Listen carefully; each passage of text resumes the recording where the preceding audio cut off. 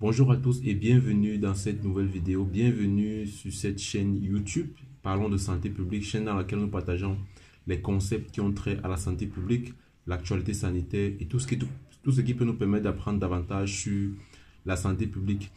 Et si vous regardez cette vidéo, vous vous êtes certainement rendu compte de l'avancée extraordinaire de la technologie à travers la création de l'intelligence artificielle, notamment l'outil ChatGPT qui fait beaucoup de bruit en ce moment, l'outil ChatGPT qui peut faire énormément de choses, qui peut nous renseigner sur plusieurs informations qu'on recherche sur Internet.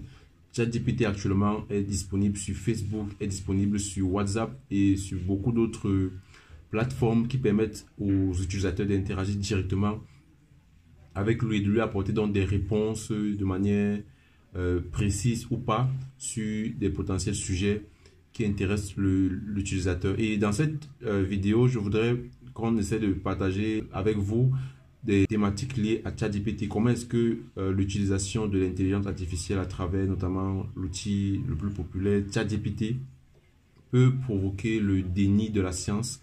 Et c'est une thématique qui intéresse aujourd'hui beaucoup de chercheurs scientifiques sur le plan de la science.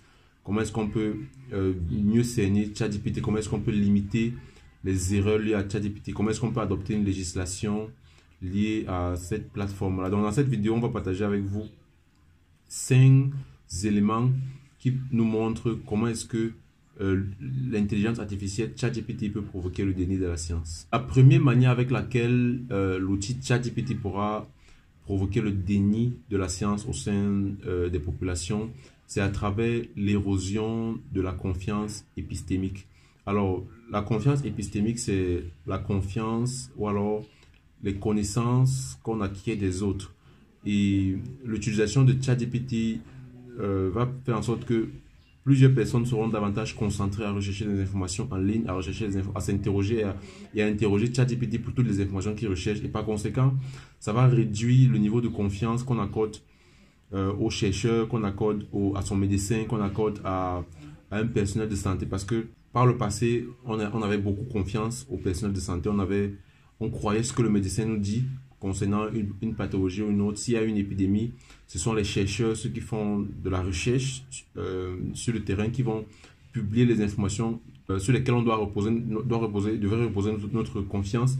Et à travers l'utilisation de ChatGPT, il y aura donc l'érosion de la confiance épistémique, la confiance, les connaissances qu'on acquiert du personnel de santé, les confiances qu'on acquiert des organisations crédibles va considérablement baisser. Ça, c'est un véritable risque parce que si on n'est pas capable de reposer notre confiance aux personnes qui font des recherches sur le terrain, ça pose véritablement un problème. Donc voilà la première manière dont ChatGPT pourra provoquer le déni de la science. La deuxième manière dont l'IA, l'intelligence artificielle, pourra provoquer le déni de la science, c'est à travers la tromperie.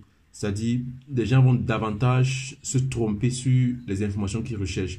Alors, ce qu'il faut savoir, c'est que lorsqu'on utilise ChatGPT n'est pas parfait, c'est actuellement en amélioration. Donc, ChatGPT lui-même, cet outil d'intelligence artificielle, avoue être capable de commettre des erreurs. C'est-à-dire, lorsque vous faites l'expérience et que vous demandez à ChatGPT de vous proposer des réponses différentes ou alors de répondre de plusieurs manières, ChatGPT va vous faire comprendre, après avoir délivré des résultats qui semblent être incohérents, ChatGPT vous fera comprendre qu'il n'est pas encore parfait, mais qu'il est capable donc de commettre des erreurs dans les résultats qu'il délivre, les résultats des recherches qu'il délivre.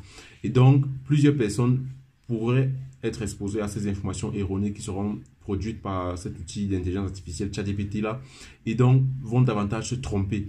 Ça, c'est la deuxième manière dont l'intelligence artificielle pourra provoquer le déni de la science. La troisième manière dont l'intelligence artificielle ChatGPT pourra provoquer le déni de la science, c'est à travers l'excès de messages de désinformation qui seront publiés. Alors, ce qu'il faut comprendre, c'est que si ChatGPT peut être utilisé à des fins positives, c'est-à-dire pour acquérir des informations, pour rechercher des informations, ChatGPT peut également être utilisé pour générer des messages faux concernant des divers sujets. C'est-à-dire, vous pouvez interroger ChatGPT pour savoir et lui demander de générer des messages erronés, des messages de désinformation sur la vaccination par exemple, sur n'importe quel autre sujet de santé publique. Et l'outil donc va générer ces messages erronés, ces messages qui vont se rapprocher de la réalité, vont être générés de telle sorte que le lecteur pourra penser que ces messages-là sont vrais, sont véridiques. Pourtant, on parle des messages véridiques. Donc, cet outil-là pourra permettre à ceux qui étaient déjà à hauteur de propagande, de faux messages sur les réseaux sociaux, cet outil-là pourra permettre à ces personnes-là donc de générer des messages de désinformation en grande quantité chaque jour. C'est la raison pour laquelle c'est très important de savoir distinguer quels sont les bons messages, quels sont les faux. À la fin de cette vidéo, je vais vous présenter quelques stratégies que vous pourrez utiliser pour distinguer le vrai du faux. Quatrième manière dont l'intelligence artificielle pourra provoquer le déni de la science, c'est à travers la fabrication des sources.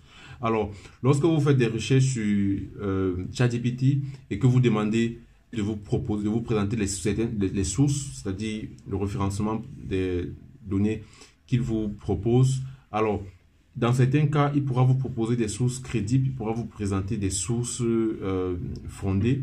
Et dans plusieurs autres cas, il pourra fabriquer lui-même des sources, c'est-à-dire il pourra inventer des sources qui ne sont pas retrouvables sur Internet, qui ne sont pas vérifiables. Et là donc, c'est également un danger parce que les informations qui sont proposées par l'outil d'intelligence artificielle, généralement, pourront ne pas reposer sur des sources crédibles, sur des sources fiables, sur des sources même qui existent parce que généralement, ces sources n'existeront pas et l'outil donc pourra être amené à créer des éléments, des réponses qui n'ont pas de fondement.